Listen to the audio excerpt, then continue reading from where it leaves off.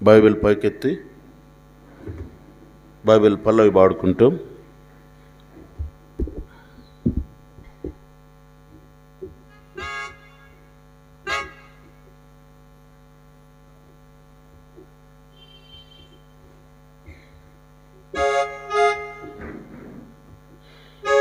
ఈ బైబిల్ తేనెగూడు అనే పాట పాడుదాం. ఈ బైబిల్ తేనెగూడు, ఈ బైబిల్ రుచి మధురము, ఈ బైబిల్ తేనెగూడు, ఈ బైబిల్ చదివి చూడు. తేనె కంటే తీపి జుంటి తేనె ధారలు, బంగారం మేలిమి బంగారం. తేనె కంటే తీపి జుంటి తేనె ధారలు, బంగారం మేలిమి బంగారం. ఈ బైబిల్ తేనెగూడు, ఈ బైబిల్ రుచి మధురము, ఈ బైబిల్ తేనెగూడు, ఈ బైబిల్ చదివి చూడు.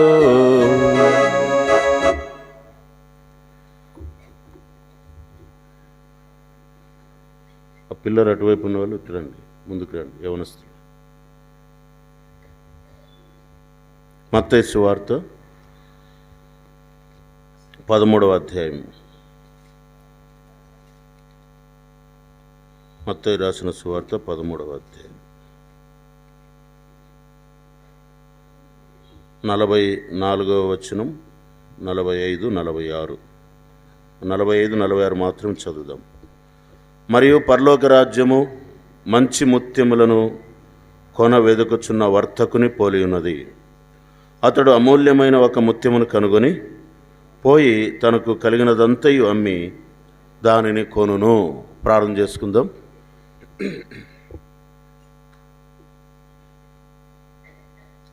పరిశుద్ధుడైన మా తండ్రి, కృపగల దేవ, ఇంతవరకు కూడా మీరు చేసిన సహాయమంతుడికై వందనములు. వ్యక్తిగతముగా సంఘముగా నిన్ను ఆరాధించడానికి ఇచ్చిన తరుణమును బట్టి నీకు స్తోత్రాలు. ఆరాధించిన వారిని బట్టి నీకు వందనములు. ఇంకా కొంతమంది ఆరాధించలేకపోయారు, మరి కొంతమంది రక్షించబడి కూడా వారు నోరు తెరవకుండా ఆరాధన చేయలేని వారుగా ఉన్నారు. వారిని కూడా దర్శించండి. వారు నిజంగా రక్షించబడి ఉంటే వారు నోరు తెరిచి నిన్ను ఆరాధించేవారుగా ఉండాలి. ఒక వారం కాకపోయినా మరొక వారం ప్రభా, ఎవరు ఇంకా ఆరాధన చేయలేదో తండ్రి, ఎన్నో నెలల నుంచి ఆరాధన చేయని వారిని కొరకై ప్రార్థన చేస్తూ ఉన్నాం. యవనస్తులు కానీ సహోదరులు సహోదరులు కానీ వారిని దర్శించము. వారు నోరు తెరిచి నీ మందిరావనంలో సమాజం మధ్య నిన్ను ఆరాధించేవారుగా చేయండి. సమయాన్ని మాకు ఆశీర్వాదకరంగా చేయండి. చదువుకున్న భాగంలో మీరు మాతో మాట్లాడుతున్నామని మా రక్షకుడు విమోచకుడు సజీవుడు అనేటువంటి యేసుక్రీస్తు ప్రభువారి అతి శ్రేష్టమైన ఘనమైన పవిత్రమైన నామమున ప్రార్థించి వేడుచున్నాము తండ్రి. ఆమేన్.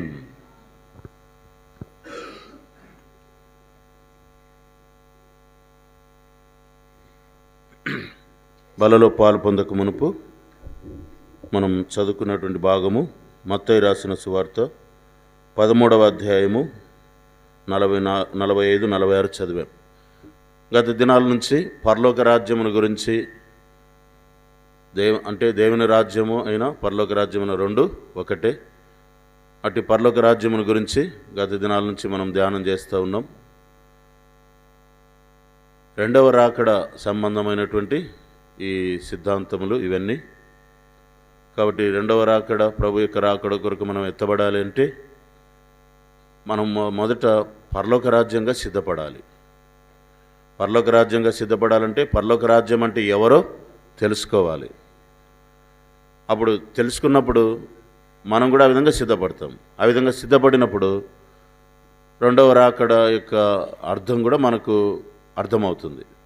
లేకపోతే అర్థం కాదు. కాబట్టి ఈ పరలోక రాజ్యము అంటే దేవుని రాజ్యము, వాటి సంబంధమైనటువంటి ఉపమానాలు యేసు ప్రభువారు బైబిల్ గ్రంథంలో చెప్పాడు. వాటిని గురించి మనం ధ్యానం చేస్తూ ఉన్నాం. ఇదివరకు మనం కొన్ని ఉపమానాలను ధ్యానం చేశాం. మొదటి ఉపమానం ఏమిటి?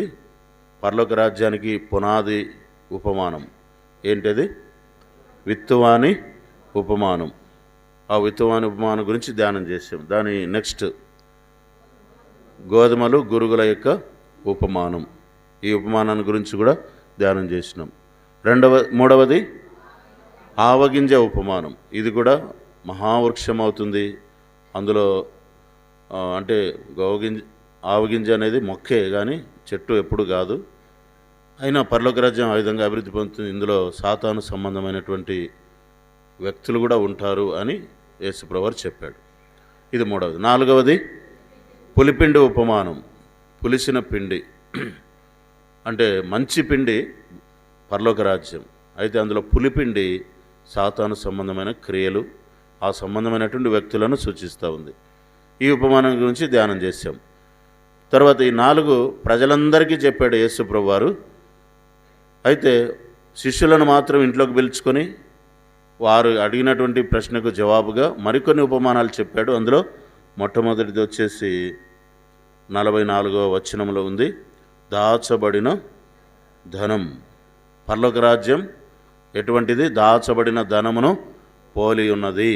అది 44వ వచనం. ఇది 5వ ఉపమానం.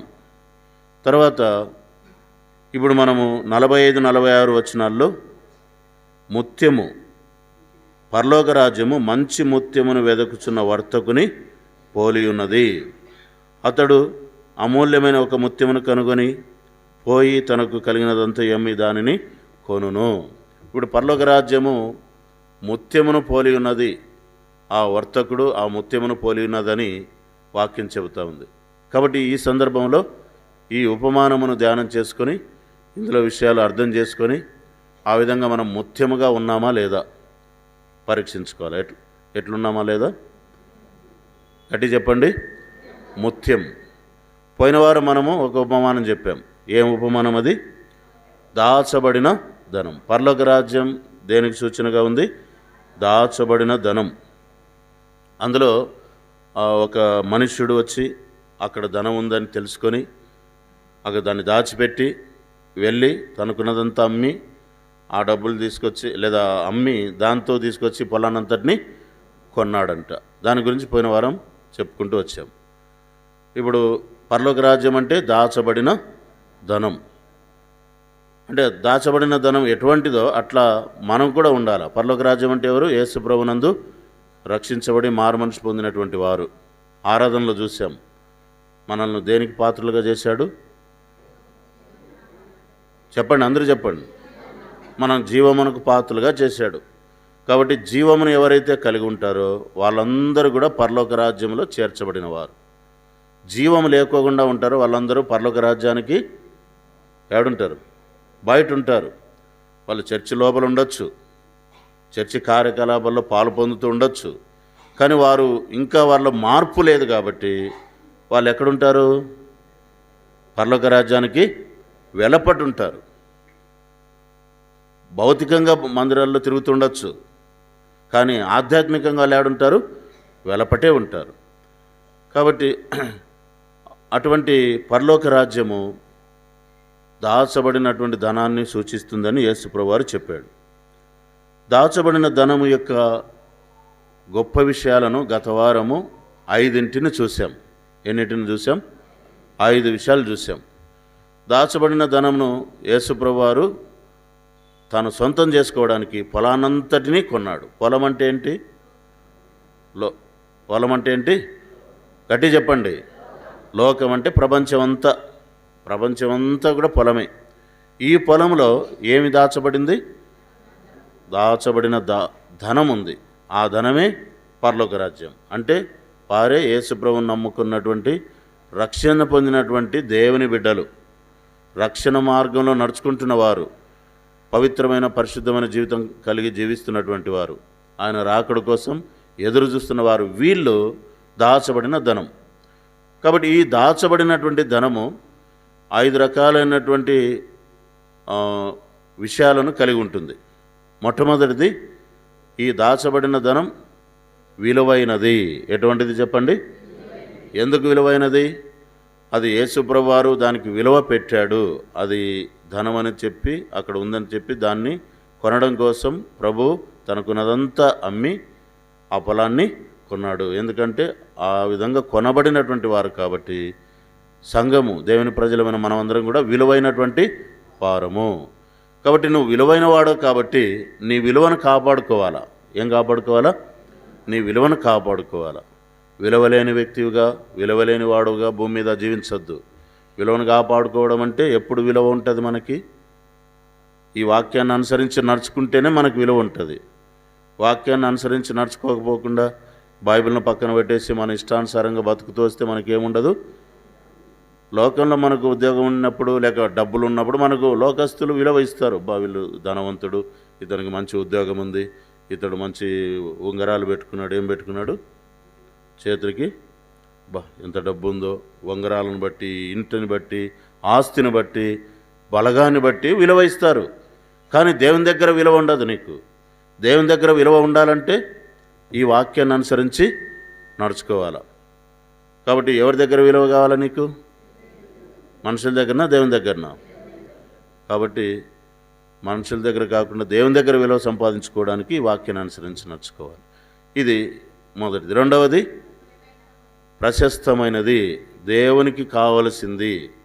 దేవునికి అది కావాల్సింది కాబట్టి దాన్ని అది ప్రశస్తమైనదిగా ఎంచి దాన్ని కొన్నాడు. ఇది రెండవది. మూడవది పవిత్రమైనది, ఎటువంటి కల్మషము లేనిది, చెడు లేనిది.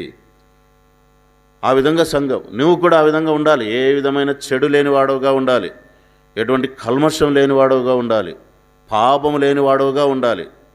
పలలో పాలు పొందేటప్పుడు అదే, మిమ్మల్ని మీరు పరీక్షించుకోండి, తమను తాము పరీక్షించుకునే ఎడల మనం తీర్పు పొందక పోదుము. పరీక్షించుకోకుండా బలలో చేవేస్తే ఏం పొందుతాం?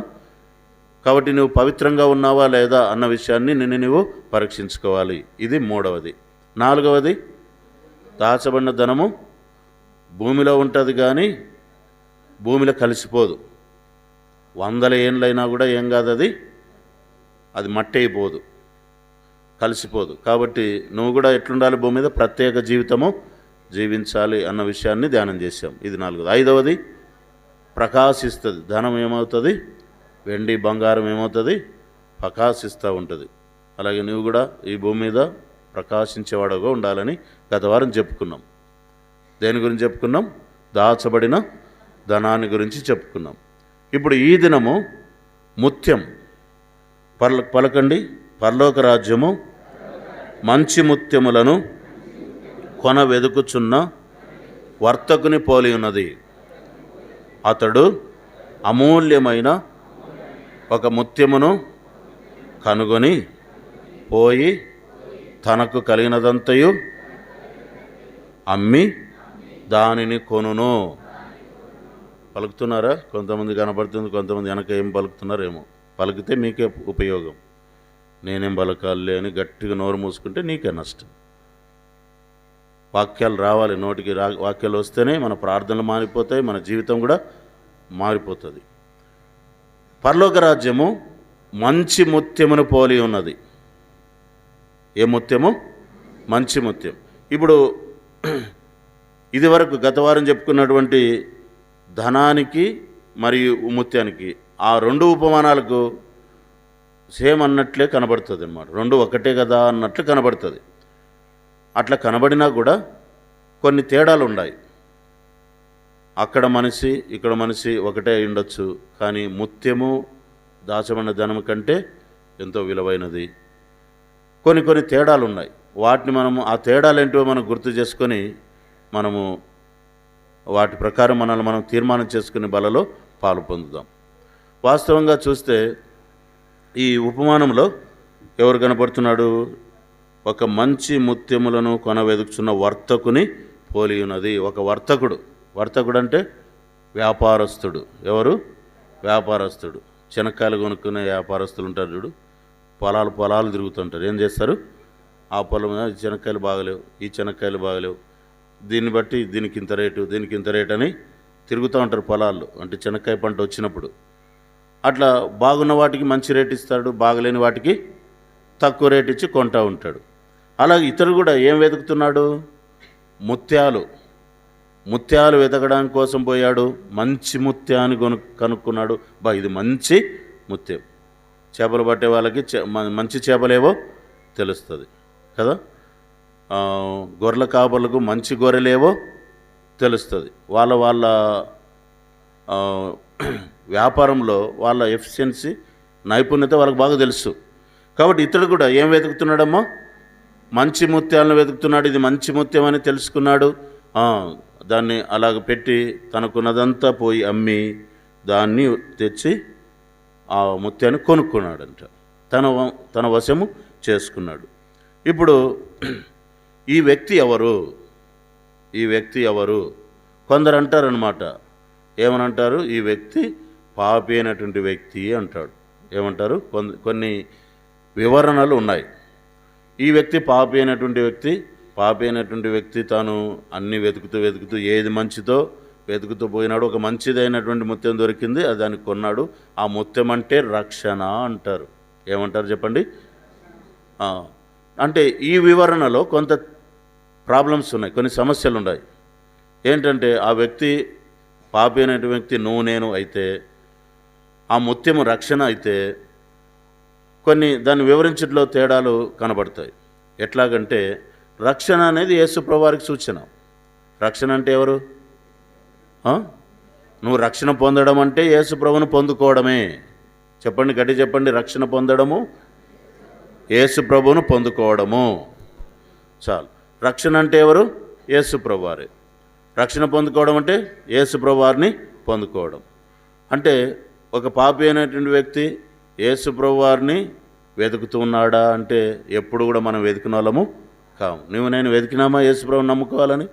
ఎప్పుడు మనం వచ్చిన వాళ్ళం కాదు. ఆయన వెతికినాడు, కానీ మనం ఎప్పుడు కూడా వెతకలే. నేను మిమ్మల్ని వెతికి కనుగొంటిని, కానీ మీరు నన్ను వెతికిన వారు కాదని యోహాను సువార్త 15వ అధ్యాయం 16లో రాయబడింది. అలాగే ఆ రక్షణ అయినప్పుడు వ్యక్తి పాపి అయినటువంటి వ్యక్తి అయినప్పుడు దాన్ని కొనడానికి ఏం చేశాడు? అంతా అమ్మాడంట. అంత అమ్మడానికి పాపి అయిన వ్యక్తి దగ్గర ఏముంది? అంతా పోగొట్టుకున్నాడు కదా, దివాలా తీసినాడు కదా. కాబట్టి అది కూడా తప్పు అవుతుంది. కాబట్టి ఇక్కడ కొన్ని సమస్యలు ఉన్నాయి. పైన చెప్పబడినటువంటి మాటల్లో ఆ ధనాన్ని కొనుక్కోవడానికి పొలాన్నంతటినీ కొన్నాడంట. మనకు కొనేంత సామర్థ్యం ఏముంది? కొనాలన్న ఆలోచన కూడా మనకేమైనా లభిస్తుంది? రక్షణ అవసరత మనకేమైనా తెలుసా? యేసు ప్రభువు యొక్క అవసరత మనకేమైనా తెలుసా? తెలియనప్పుడు మనం ఎట్లా కొంటాం? కాబట్టి ఆ వివరణ కరెక్ట్ కాదు. మరి ఏది వివరణ అంటే, ఆ వర్తకుడు ఎవరంటే యేసు ప్రభువారు. గట్టి చెప్పండి, వర్తకుడు ఎవరు? యేసు ప్రభువారు. తర్వాత ఆ ముత్యం వచ్చేసి సంఘం. ఆ ముత్యం వచ్చేసి సంఘము. సంఘం అంటే పరలోక రాజ్యము.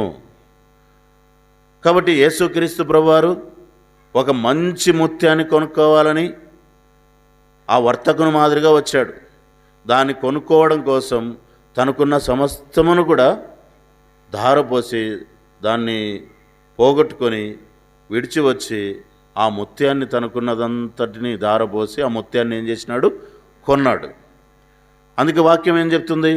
లూకాసు వార్త 16వ అధ్యాయం 19వ అధ్యాయం 10వ వచనం ఏమని రాయబడింది అక్కడ? లూకాసు వార్త 19:10 నశించిన దానిని వెదకి రక్షించుటకు మనిషి కుమారుడు ఈ లోకానికి వచ్చాను. పలకండి, నశించిన దానిని వెదకి రక్షించుటకు మనిషి కుమారుడు ఈ లోకమునకు వచ్చెను. కాబట్టి ఆ వర్తకుడు ఎవరు? గట్టి చెప్పాలమ్మా, ఎవరు వర్తకుడు? ఆ వ్యాపారి యేసు ప్రభువారు. ముత్యం అంటే ఎవరు? పరలోక రాజ్యం అంటే దేవుని బిడ్డలు.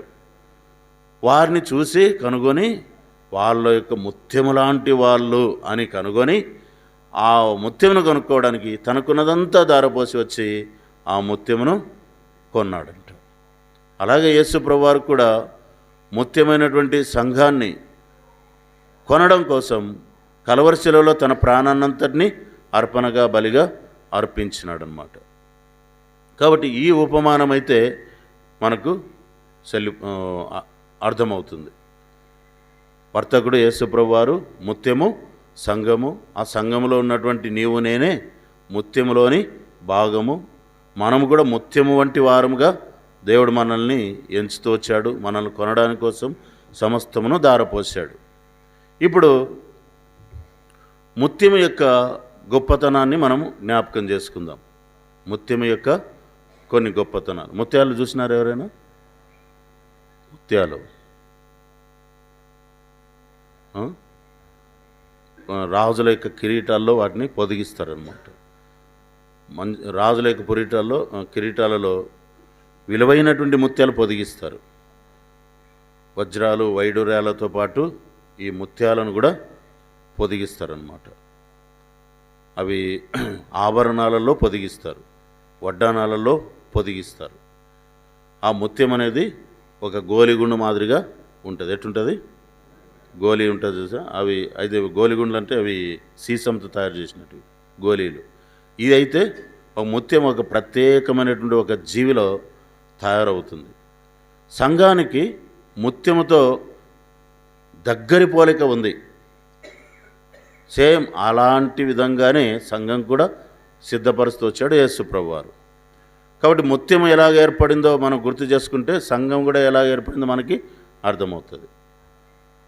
ఇప్పుడు ముత్యము దాని యొక్క అభివృద్ధిని సూచిస్తుందన్నమాట. ముత్యములో ఏముంది? అభివృద్ధి. కాబట్టి ముత్యము యొక్క అభివృద్ధిని మనం చూసుకుంటే సంఘము యొక్క అభివృద్ధి ఏమిటో కూడా మనకు అర్థమవుతుంది. గట్టి చెప్పండి. ముత్యము యొక్క అభివృద్ధి చూస్తే సంఘము యొక్క అభివృద్ధి అర్థమవుతుంది. చాలు. ఇప్పుడు ముత్యం వింటున్నారా? కళ్ళు మూయకండి, నా వైపు చూడండి. నేను మీ వైపు చూస్తున్నా, మీరు నా వైపు చూడాలి. బైబిల్ చదవమన్నప్పుడు బైబిల్ చదువుదాం. ఇప్పుడు ముత్యం యొక్క అభివృద్ధిని గురించి మనం చూసుకుందాం. ముత్యము అనేది ఆల్చిప్ప అనేటువంటి ఒక సజీవ ప్రాణిలో ఉత్పత్తి అవుతుంది. ఏ ప్రాణిలో? సజీవ ప్రాణి అంటే అది బతికినటువంటి ప్రాణిలో ఈ ముత్యం అనేది తయారవుతుంది. ఆ జీవి పేరు ఏం పేరు? ఆల్చిప్ప. చెప్పండి, అందరూ చెప్పండి. ఇది సముద్ర గర్భంలో ఉంటుంది. ఎక్కడుంటుంది? సముద్రానికి పోయినారా ఎప్పుడైనా? పోలేదా? మమ్మల్ని ఎవరు తీసుకుపోలేదంటారా? కొంతమంది చూశారు. గోవాకు పోయినప్పుడు చూస్తుంటారు, చెన్నైకి పోయినప్పుడు సముద్రం చూస్తారు. ఆ సముద్రం యొక్క అడుగు భాగంలో ఈ ఆల్చిప్ప అనేటువంటి ఒక జీవి ఉంటుంది అన్నమాట. అది ఇట్లా రెండు బొప్పెల మాదిరి ఉంటుంది. అది ఒక ప్రాణి, అది సముద్ర ప్రాణి అంటారు. ఆ సముద్ర ప్రాణి ఈ ఆల్చిప్ప ఏం చేస్తుందంటే గాలిని పీల్చుకుంటుంది, నీళ్ళని పీల్చుకుంటుంది అనమాట. నీళ్ళలో ఉన్నటువంటి ఆక్సిజన్ తయారు చేసుకుంటుంది. ఏం చేసుకుంటుంది? నీళ్ళల్లో ఉన్నటువంటి ఆక్సిజన్. ఆ నీళ్ళలో ఉన్న ఆక్సిజన్ తయారు చేసుకోవడం కోసం నీటిని పీల్చుకుంటుంది. ఏది? ఆల్చిప్ప. నీటిని పీల్చుకునేటప్పుడు ఆ సముద్రంలో ఉన్నటువంటి ఇసుక రేణువులు లోపలికి పోతాయి. ఎక్కడికి పోతాయి? ఆల్చిప్ప నీళ్ళు పీల్చుకున్నప్పుడు నీళ్ళతో పాటు ఏం పోతాయి? ఇసుక రేణువులు, ఇసుక కణాలు పోతాయి. ఇసుక కణాలు పోతే దానికి నొప్పేస్తుందంట. ఆ ఆల్చిప్ప అనే జీవికి ఏమవుతుంది? నొప్పి అవుతుంది. మన కళ్ళల్లో ఇసుక పడితే ఎట్టుంటుంది? మనకి కళ్ళల్లో ఇసుక పడితే ఎట్టుంటుంది? చాలా నొప్పి. అది బయటకు వచ్చే వరకు మనకి కష్టం. ఆ విధంగా కళ్ళల్లో ఇసుక పడితే ఎంత నొప్పో, ఆ విధంగానే ఆల్చిప్పలోనికి ఇసుక రేణువులు పోతే దానికి అంత నొప్పి, బాధ. ఆ నొప్పిని అధిగమించడం కోసం దాంట్లో ఒక ద్రవం ఉత్పత్తి అవుతుంది. ఒక రసం, ఒక నీళ్ళ ద్రవం అనేది ఉత్పత్తి అవుతుంది. దాని పేరు నాకర్ అంటారు. ఏమంటారు? నాకర్. నాకర్ అనేటువంటి ద్రవము ఉత్పత్తి అయ్యి ఆ ఇసుక రేణువు చుట్టూ ఆ ద్రవము చేరుతుంది అన్నమాట. చిన్న పొరలుగా ఇసుక రేణువు చుట్టూ ఆ నాకరైన ద్రవము చేరి గోలిగుండు మాదిరి అవుతుంది. ఏమవుతుంది? గోలిగుండు. ఆ విధంగా తయారయ్యేటప్పుడు ఆ ఇసుక రేణు ద్వారా ఆ ఆల్చిప్ప అనేటువంటి సజీవ ప్రాణి చాలా బాధ అనుభవిస్తుంది, చాలా నొప్పి అనుభవిస్తుంది. ఆ నొప్పిలో నుండి పుట్టుకొచ్చేదే ముత్యం. వింటున్నారా? నొప్పిలో నుండి పుట్టుకొచ్చేదే ముత్యం. అర్థమవుతుంది కదా. ఆ ముత్యాలను, ఆ జీవులను తీసి దీన్ని పగలగొట్టేసి ముత్యాలు తీసుకొని వాటిని ఏడబెట్టుకుంటారు, ఇట్లా ఆభరణాల్లో, నెక్లెస్లో, తర్వాత వడ్డానాల్లో, కిరీటాల్లో వాటిని పొదిగించుకుంటారు. ఇప్పుడు ఈ ముత్యము తయారవ్వడానికి ఆల్చిప్ప అనేటువంటి సజీవ ప్రాణి ఎంతో బాధపడుతుంది. బాధపడి ఏం ఉత్పత్తి చేస్తుంది చెప్పండి? ఏం ఉత్పత్తి అవుతుంది? ముత్యం ఉత్పత్తి అవుతుంది. ఈ ముత్యము దేనికి సాదృశ్యం? ఇప్పుడు గట్టి చెప్పాలి. దేనికి చెప్పరు మన బ్రదర్స్ చెప్పాలి. అది దేనికి సాదృశ్యం?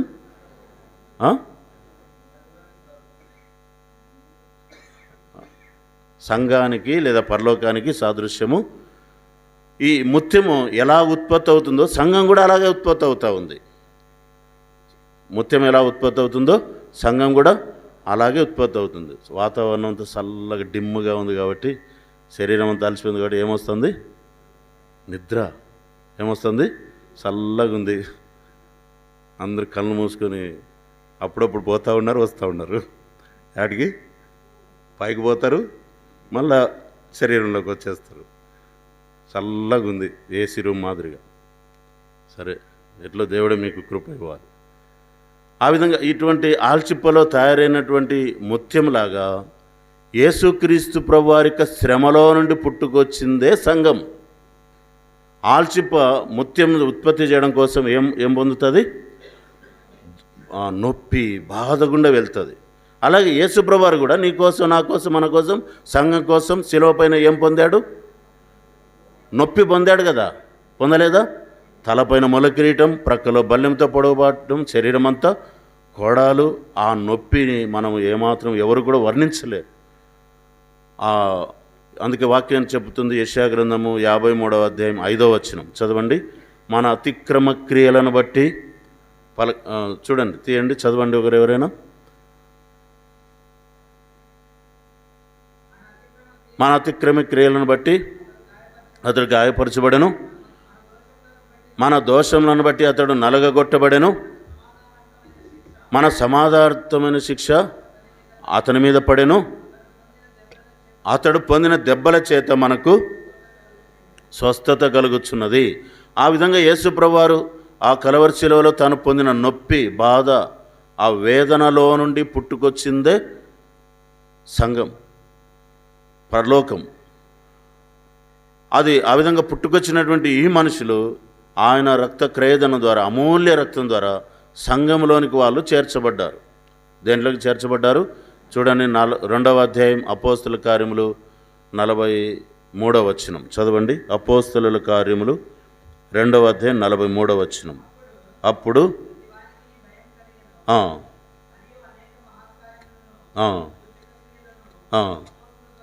జరిగెను, విశ్వసించిన వారందరూ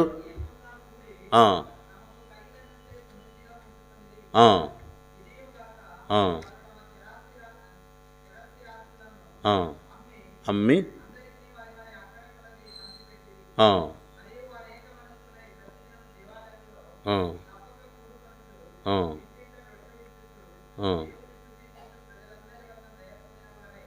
47 లాస్ట్లో ఉంది. మరియు ప్రభువు రక్షణ పొందుచున్న వారిని అనుదినము వారితో చేర్చుచూ ఉండెను. కాబట్టి వీళ్ళందరినీ కూడా, రక్షణ పొందిన వాళ్ళందరినీ ఎక్కడ చేరుస్తున్నారు? సంఘం అనేటువంటి ఆ పరలోక రాజ్యంలో చేరుస్తూ ఉన్నారు. ఇలాగ మనమందరం కూడా చేరాం. మనమందరం కూడా ఆ ముత్యములో భాగం. దేంట్లో భాగం? ముత్యములో భాగం. ముత్యము ఏ విధంగా ఆల్చిప్ప యొక్క నొప్పిలోంటి పుట్టుకొచ్చిందో, సంఘం కూడా యేసు ప్రభువారి యొక్క కలవరి శిలువ శ్రమలలో నుండి పుట్టుకొచ్చింది. అందుకే సంఘము చాలా విలువైనది, ముత్యము కంటే విలువైనది. ఏం అర్థమవుతుంది కదా? సంఘము ఎటువంటిది? ముత్యము కంటే విలువైంది. కాబట్టి ముత్యము ఏ విధంగా అభివృద్ధి పొందుతూ వచ్చిందో మనము కూడా అభివృద్ధి పొందాలి. ఎట్లా అభివృద్ధి పొందాలి? ముత్యము మాదిరిగా అభివృద్ధి పొందాలి. యేసుక్రీస్తు, మన గిరిజంకి వస్తున్నాం. గిరిజం అనేటువంటి ఈ సంఘంలో మనం చేరి వస్తున్నాం. మనము ప్రతి వారము వార కార్యక్రమాల్లో చేరి వస్తున్నాం. ఆదివారాలు వస్తున్నాం, వాక్యం వింటూ ఉన్నాం. వాక్యం వింటూ వింటూ వింటూ వింటూ దేనిగా మార్చబడాలి? ముత్యము మాదిరిగా మార్చబడాలి. ఎట్లా మార్చబడాలి? యేసుక్రీస్తు యొక్క సారూప్యత మనలోనికి రావాలి, ఆయన స్వభావం మనలోనికి రావాలి. మనం ఎందుకు వాక్యం వింటున్నాం? ఇప్పుడు ఆదివారం టైంపాస్ కొరకు కాదు, మధ్యలో కార్యక్రమాలు కలిగి ఉంటాం, ప్రార్థనకు. ఇవన్నీ దేనికోసము? మనం ఏ విధంగా మార్చబడాలా చెప్పండి. మేము ఎట్లా రాము, మేము చెప్పలేము, మారమంటారా? మారాలనా లేదా చెప్పండి. ఎట్లా మారాలా? ముత్యం మాదిరిగా మారాలంటే ఏం చేయాలా? దేవుని మందిరానికి రెగ్యులర్గా రావాలా, దేవుని వాక్యాన్ని శ్రద్ధగా వినాలా. దేవుని వాక్యం మనల్ని ఏం చేస్తుందంటే ముత్యము మాదిరిగా మనల్ని ఏం చేస్తుంది? మారుస్తుంది. ఏమ్మా వింటున్నారా? వినాలా. ముత్యం మాదిరిగా మనల్ని మారుస్తుంది. మనకు కొన్ని హెచ్చరికలు ఇస్తూ ఉంటాడు, సరిచేస్తూ ఉంటాడు. మనలో మార్పు లేని వాటిని తీసివేయడానికి మనల్ని హెచ్చరిస్తూ ఉంటాడు. వాటిని తీసేసుకుంటుండాలా, మారు మనసు పొందుతుండాలా. ప్రతిదినము మారు మనసు పొందాలా. ఎట్లా మారు మనసు పొందాలా? ప్రతిరోజు. ఈరోజు కూడా కొన్ని మారు మనసు పొందేటి ఉంటాయి, మనలో కానివి తీసేసుకుంటూ రావాలా. ప్రతిదినము మారు మనసు పొందుతున్నాను అంటాడు పౌలు గారు. ఎవరు? అపోస్తలుడైన పౌలు గారు. ఎక్కడుంది? ఆ విధంగా మార్పు పొందినటువంటి వారు ఒక దినాన వారిని చూస్తే ఎట్లా కనబడతారంట? ముత్యము మాదిరిగా కనబడతారంట. చూడండి, మొదటి యోహాను పత్రిక 3వ అధ్యాయం 2-3 వచనాలు. మొదటి యోహాను పత్రిక 3వ అధ్యాయం 2-3 వచనాలు చదవండి ప్రియులారా. ఇప్పుడు మనం దేవుని బిడ్డలమైనాం, కానీ ఆయన ప్రత్యక్షమైనప్పుడు ఆయన ఉన్నట్లుగానే ఆయనను చూతుము గనుక ఆయనను ఎవరిని పోలి ఉంటాం? ఆయనను పోలి ఉంటాం. అంటే ఆయన ముత్యము కంటే గొప్పవాడు, ముత్యములనే సృష్టించినటువంటి సృష్టికర్త. కాబట్టి మనం ఆయనను పోలి ఉంటామంట, ఆయన మాదిరిగా ఉంటాం. నువ్వు క్రమంగా మందిరానికి రాకపోతే, ఎప్పుడో నెలకొకసారి వస్తూ ఉంటే, కేవలం ఒక ఆదివారం మాత్రమే వస్తే ఎట్లా ముత్యంగా అవుతావు? ఇప్పటికే సగం వయసు అంతా వస్తూ ఉంది. దేవుని సన్నిధిలో, దేవుని వాక్య వెలుగులో ఎన్నో నేర్చుకోవలసినవి ఉన్నాయి. ఇలాంటి పరిస్థితుల్లో దేవుని కార్యక్రమాలకు క్రమంగా వారంలో కనబడకపోతే, ప్రార్థనలలో కనబడకపోతే, సంఘ ప్రార్థనలో, ఉపవాస ప్రార్థనలో, స్పెషల్ మీటింగ్లో, సిస్టర్స్ మీటింగ్లో కనబడకపోతే, నీకు అనుకూలంగా ఉన్నటువంటి కార్యక్రమాలు కనబడకపోతే, నువ్వు నేర్చుకోకపోతే ఎట్లా ముత్యంగా తయారవుతావు?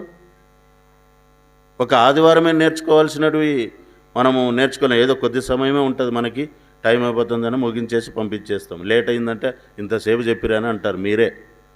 కాబట్టి ఎక్కువ సమయం చెప్పడానికి కూడా ఉండదు.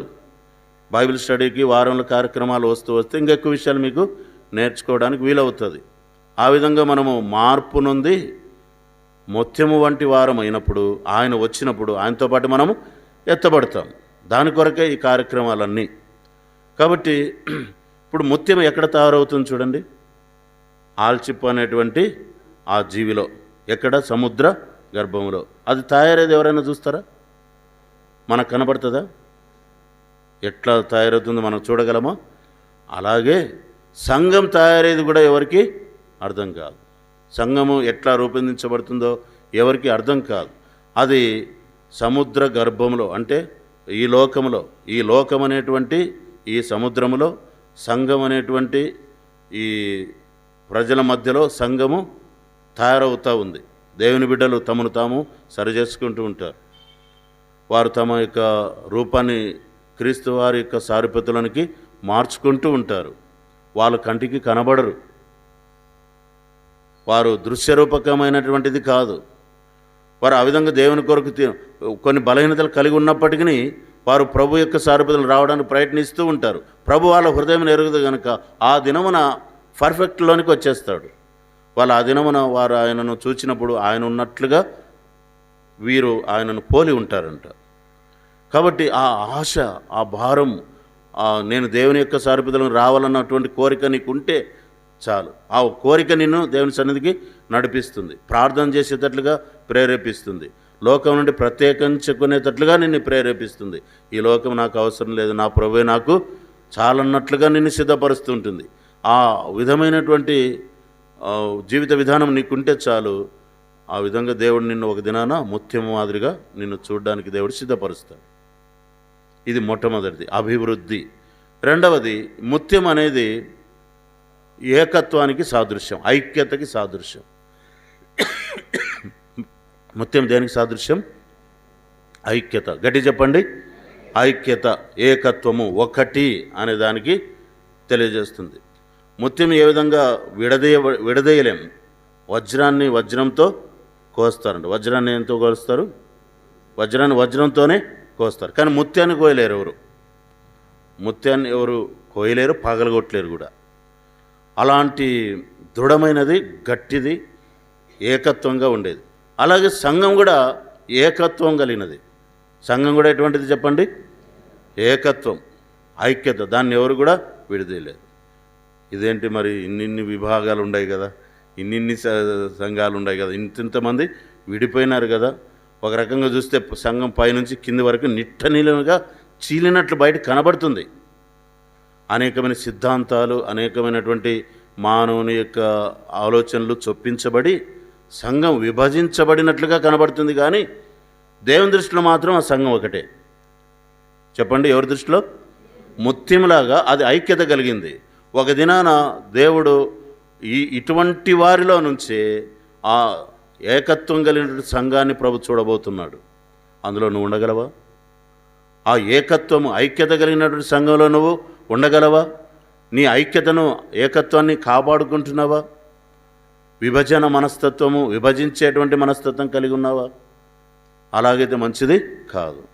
యేసుక్రీస్తు వారి యొక్క సారూప్యతలోనికి రావడానికి నిన్ను నీవు ప్రయాసపడుతూ రావాలి ప్రార్థనాపూర్వకంగా. ఇది ఎన్నవది చెప్పుకున్నాం? ముత్యం గురించి రెండవది. ఇది ఐక్యతను, సంఘం యొక్క ఐక్యతకు సాదృశ్యం. అలాగే మూడవది, ఇది పవిత్రమైనది. ఎట్లుంటుందంటే తెల్లగా ఉంటుంది. ఎలా ఉంటుంది చెప్పండి? తెల్లగా ఉంటుంది. ముత్యాలు నల్లగా ఉంటాయా? నల్లగుండి ముత్యాలు ఏమైనా చూసారా? ఎప్పుడు చూసిండరు, చూడరు కూడా. అది మెరుస్తూ ఉంటుంది, తెల్లగా ఉంటుంది. అది పవిత్రతకు సాదృశ్యం. ఇది ధనంలో కూడా మనం ఒకసారి చూసుకున్నాం పోయిన వారం. ధనము కూడా పవిత్రమైనది.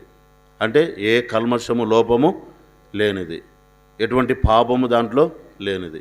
అలాగే సంఘముగా సిద్ధపడుతున్నటువంటి నీవు, పరలోక రాజ్యమని నీవు ముత్యమైతే నువ్వు ఏం కాపాడుకోవాలి చెప్పండి? పవిత్రతను కాపాడుకోవాలి. నీ ప్రేమలో పవిత్రత ఉండాలి. ఏంట్లో పవిత్రత ఉండాలా? ప్రేమలో పవిత్రత ఉండాలా, విశ్వాసంలో పవిత్రత ఉండాలా. ఏముండాలా? ఏమన్నా వింటున్నారా? నీ ప్రేమలో పవిత్రత ఉండాలా, నీ విశ్వాసంలో పవిత్రత ఉండాలా, నీ నిరీక్షణలో పవిత్రత ఉండాలా. పవిత్రమైనటువంటి వాడవై భూమి మీద జీవించాలా. బతికేది కొంతకాలమే, ఎప్పుడు ఈ లోకం వదిలిపెడతాం మనకి తెలియదు. కాబట్టి బతికినంత కాలము పవిత్రతను కాపాడుకోవాలా. అందరితో సమాధానంగా ఉండాలా. ఎవరితో సమాధానంగా ఉండాలా? అందరితో సమాధానంగా ఉండాలా. పరిశుద్ధతను కాపాడుకోవాలా. ఎవరైతే పవిత్రంగా ఉంటారో అట్టివారిని ప్రభు తీసుకుని పోవడానికి రెండవసారి రానయ్యుంటున్నాడు. కాబట్టి అన్నిట్లో కూడా మిశ్రితత ఉంది, అన్నిటిలో కూడా కల్తీ ఉందన్నమాట. కానీ భక్తిలో, నీ విశ్వాసంలో కల్తీ ఉండొద్దు, నీ భక్తిలో కల్తీ ఉండొద్దు. మిశ్రితత్వము నీలో ఉండకుండా చూసుకోవాలి, పవిత్రపరచుకోవాలి, కల్మషం లేని వాడుగా ఉండాలి. అదే దేవుడు కోరుతున్నాడు. యెషయా గ్రంథము 48:10 ఒకసారి చూడండి. అక్కడ రాయబడిన మాట, ప్రభు అంటున్న మాట. యెషయా గ్రంథం 48:10, నేను నిన్ను పుటం వేసి తిని, వెండిని వేసినట్లు కాదు, ఇబ్బంది అనే కొలిమిలో నిన్ను పరీక్షించి తిని, నా నిమిత్తమే నిన్ను ఒక ముత్యంగా తయారు చేయడానికి ఇబ్బంది అనే కొలిమిలో నిన్ను ఏం చేస్తున్నాను? పుటం వేస్తున్నాను. ఏం చేస్తున్నాను? పుటం వేయడం అంటే కాల్చడం. ఏం చేయడం చెప్పండి?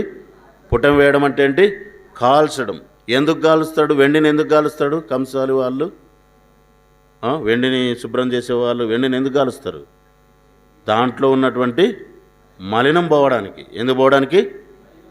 మలినం తీసేయడం కోసం కాలుస్తారు. ఎంత కాలుస్తే అది అంతగా 7 మార్లు కరిగి ఊదిన వెండి అంత పవిత్రమంట. ఎన్నిసార్లు కరిగిస్తాడంటే దాన్ని చూడండి. కీర్తన గ్రంథం 12వ అధ్యాయం. కీర్తన గ్రంథము 12వ అధ్యాయం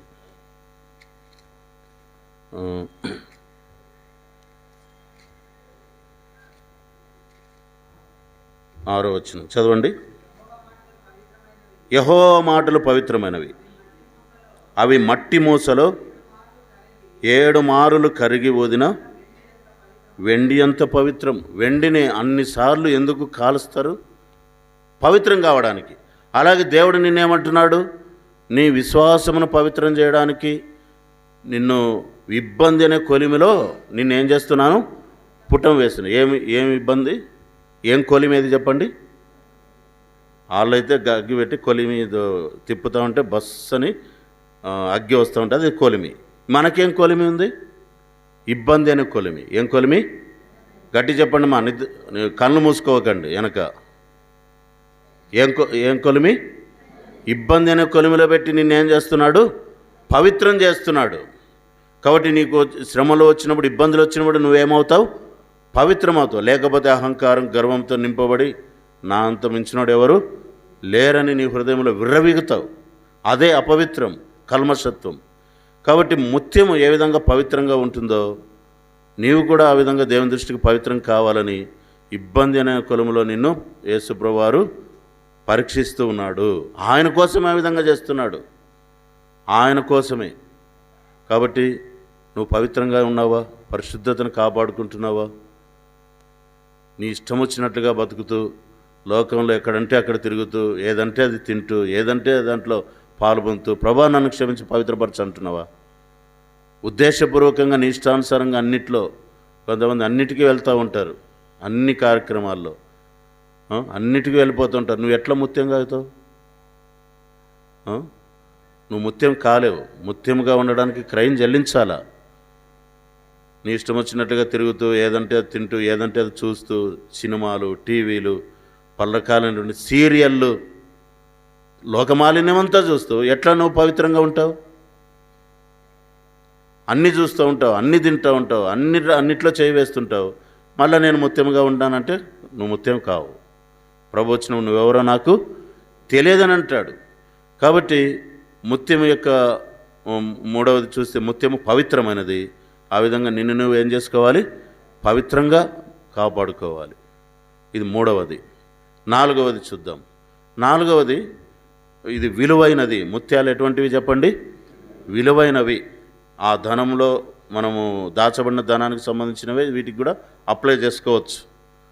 ముత్యము విలువైనది. విలువైన వాటిలో పొదిగించబడుతుంది. రాజుల కిరీటాల్లో పొదిగించబడుతుంది. అది కనబడుతూ ఉంటుంది. కాబట్టి నువ్వు విలువైనటువంటి వాడు. గుర్తుపెట్టుకో. క్రైస్తవుడు, దేవుని బిడ్డవు, రక్షించబడ్డావు, మారు మనసు పొందావు. నీ ఊర్లో నువ్వు ఒక్కడివే ఉండొచ్చు, ఒక సహోదరివే, ఒక సహోదరుడివే ఉండవచ్చు. అయినా దేవుని దృష్టికి నువ్వు విలువైనటువంటి వాడు. విలువ పెట్టి నిన్ను కొన్నాడు. 7వ అధ్యాయం 23వ వచనం రోమీయులకు రాసిన పత్రిక చదవండి. 7:23 రోమ 7:23 చదవండి. రోమ 7:23 1 కొరింథీ 7:23 క్షమించండి. 1 కొరింథీ 7వ అధ్యాయం 23వ వచనం. 1 కొరింథీ 7 కూడా చూడు. 7:23 లేదా? అదే ఉంది కదా. మీరు విలువ పెట్టి కొనబడిన వారు కనుక చాలు. ఇక్కడ మనం గుర్తు చేసుకుంటే మనం విలువ పెట్టి కొనబడిన వారు. ఎందుకంటే మనం దేవునికి విలువైనటువంటి వారము. మీ ఇంట్లో వాళ్ళకు నువ్వు విలువైన వాడుగా ఉండకపోవచ్చు. నువ్వు రక్షించబడ్డావు. నీ భర్తకు నువ్వు విలువైన దానివిగా ఉండకపోవచ్చు. ఎందుకంటే నువ్వు రక్షించబడ్డావు కాబట్టి నీ భర్త నిన్ను హింసిస్తుండొచ్చు. ఏం దేవుని నమ్ముకున్న నువ్వు పోయి మందిరానికి పోతుంటే ఇంట్లో అన్ని నష్టాలే. నీ బంధువులు నిన్ను విలువలేని వారుగా చూస్తుండొచ్చు. కానీ దేవుని దృష్టికి నువ్వు ఎటువంటి వాడివి? నువ్వు ప్రభుని నమ్ముకున్నందుకు నీ భర్త నిన్ను చీదరిస్తూ ఉండొచ్చు. కొంతమంది భార్యలు ఏం చేస్తారు, ప్రభువుని నమ్ముకున్న భర్తలను హింసిస్తూ ఉంటారు. ఏమీ చూడరు, ఏమి పట్టించుకోరు, ఒక చేతగాని వానిగా ఎంచుతారు. ఎవరిని? ప్రభువుని నమ్ముకున్న భర్తలను. ఎవరు? భార్యలు. అంటే భార్య దృష్టిలో భర్త ఎటువంటి వాడు? విలువలేని వాడు. ప్రభువుని నమ్మందుకు నీకు విలువలేని వాడుగా నువ్వు ఉండొచ్చు, కానీ నువ్వు దేవుని దృష్టికి ఎటువంటి వాడవి? విలువైన వాడవి. కాబట్టి ఆ దృక్పథంతో, ప్రభా నీ దృష్టికి నేను విలువైన వాడుకుంటే చాలు ప్రభా, వీళ్ళు ఎంతమన్నా ఎన్ని పరిస్థితులు వచ్చినా ఎన్ని ఇబ్బందులు వచ్చినా నేను భరిస్తాను ప్రభా అని చెప్పి దేవునికి నిన్ను అప్పగించుకునేవాడుగా ఉండాలి. ఉద్యోగంలో కూడా నువ్వు ప్రభువుని నమ్ముకున్నందుకు నిన్నేం చేస్తారు? హేళనగా చూస్తారు. చదువుకునేటప్పుడు కూడా స్టూడెంట్లుగా ఉంటే ప్రభువుని నమ్ముకున్నామంటే ఇంక రకరకాలైన ఏం చేస్తారు? గేలి చేస్తూ ఉంటారు. అంటే లోకానికి నువ్వు ప్రభువుని నమ్ముకున్నందుకు విలువలేని వాడుగా ఉంటావు. ప్రభువే ఉన్నాడు. అలాంటప్పుడు నువ్వు తెలుసుకోవాల్సిందంటే నువ్వు దేవునికి అమూల్యమైన వాడువు, విలువైన వాడువు. తండ్రి, కుమార, పరిశుద్ధాత్మలు వారికి నువ్వు ఎంతో విలువైనటువంటి వాడు. ఎందుకంటే నువ్వు ఆయన ప్రక్క నుండి కారిన రక్తము యొక్క శక్తి వలన ఉద్భవించినటువంటి వాడు. ఎట్లా నువ్వు పుట్టావు? ఆయన పక్క నుండి ఏం కారింది? ఆయన రక్తము, పక్క నుండి కారిన రక్తము యొక్క శక్తి వలన ఉద్భవించినటువంటి వాడు. కాబట్టి నువ్వు దేవునికి విలువైనటువంటి వాడవు. ఇది ఎన్నో చెప్పుకున్నాం. మొట్టమొదటిది అభివృద్ధి చెందుతుంది. అలాగే మనం కూడా యేసుక్రీస్తు వారి యొక్క శ్రమలలో నుండి మనం అభివృద్ధి పొందాలి. ఆయన శ్రమల్లో నుండి మనం ఉద్భవించినటువంటి వారం. మొదటిది. రెండవది ఐక్యత కలిగింది, ఏకత్వం, ఒక్కటిగా ఉంటుంది. మూడవది పవిత్రమైనది. నాలుగవది విలువైనది. ఐదవది ప్రశస్తమైనది. దేవునికి నువ్వు కావాలి. ఎవరు కావాలి? నీ ఊర్లో, నీ కుటుంబంలో నువ్వు కావాలి. ఎందుకు కావాలంటే నీ ద్వారా ఆయన ఏదో తన పని చేసుకోవాలని నిన్ను ఏర్పాటు చేసుకున్నాడు. గుర్తుపెట్టుకో, ఏదో నీ వ్యాపారం అభివృద్ధి పొందడం కోసం నువ్వు దేవుని నిన్ను ఏర్పాటు చేసుకోలే. నువ్వు ఏదో డబ్బు సంపాదించుకోవడం కోసం దేవుని నిన్ను ఏర్పాటు చేసుకోలే. లేదా నువ్వు యేసు ప్రభువుని ఆ పేరు పెట్టుకొని లోకంలో ఒక ఘనంగా జీవించడం కోసం దేవుని నిన్ను ఏర్పాటు చేసుకోవాలి. నీ వలన ఆయనకు పని ఉంది, నీ వలన ఒక ఉపయోగం ఉంది. నువ్వు ఆయనకు కావాలి, నువ్వు ఆయనకు కావాలి కాబట్టి ఏర్పాటు చేసుకున్నాడు. ప్రభా నేను నీకెందుకు, నేనేం పని చేయాలి ప్రభా నువ్వు అడగాలి. ఏం పని చేస్తున్నావు నువ్వు దేవుని కోసం? ఆదివారం నుంచి ఆదివారం కొరకు ఒక్క పనైనా చేస్తావా? చేస్తారా? ఇది అయిపోతేనే వెళ్ళిపోతారు మందిరంలో. ఒక పని కూడా పట్టుకోరు. మందిరంలో ఎన్నో పనులు ఉంటాయి, చేపలు ఎత్తేటివి, ఊడ్చేటివి. మందిరంలోనే కాదు, ఇంకా స్వార్థ పనులు ఉన్నాయి, ప్రార్థన పనులు ఉన్నాయి, కరపత్రికలు ఇచ్చేది ఉంది, చాలా పనులు ఉంటాయి దేవుని పనులు. ఒక పనైనా చేస్తావా? అయిపోయిందంటే చాలు, ఏ ప్లేటు ఎత్తుకోకుండా వెళ్ళిపోతారు కొంతమంది. మళ్ళీ ఉంటే ఏడని చెప్తారో పిలుస్తారేమో వెళ్ళిపోతారు. దేవుడు నిన్ను కోరుకున్నది తన కోసం ఏర్పాటు చేసుకుంటే ఎప్పుడు నీ కోసమేనా? నీ కోసమే. ఒక దినాన్ని లెక్క అడుగుతాడు దేవుడు, నిన్ను అడగబోతున్నాడు. ఆ దినమున నువ్వు ఏం చేయగలవు? ఏం చెప్తావు నువ్వు దేవుని కోసం?